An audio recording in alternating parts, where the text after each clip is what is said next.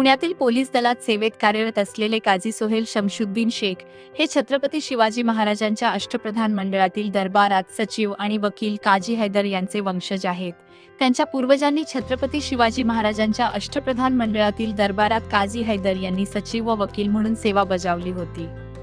त्या काळातील अनेक दुर्मिळ शस्त्रास्त्रे आणि तलवारी, ढाल, खंजीर, बाघनखे ही शस्त्रे त्यांनी पुढच्या पिढ्यासाठी काळजीपूर्वक जपून ठेवली आहेत।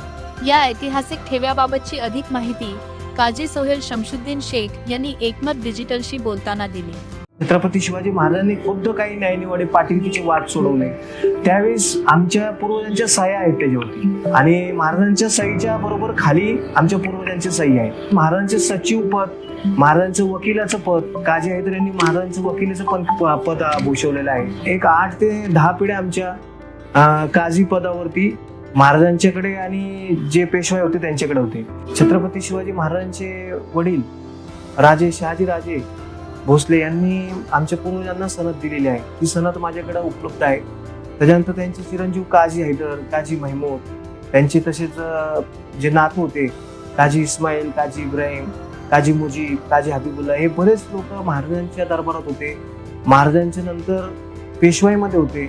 असे एक 8 ते 10 पिढ्या आमच्या काझी पदावरती महाराजांच्याकडे आणि जे पेशवाई होते त्यांच्याकडे होते।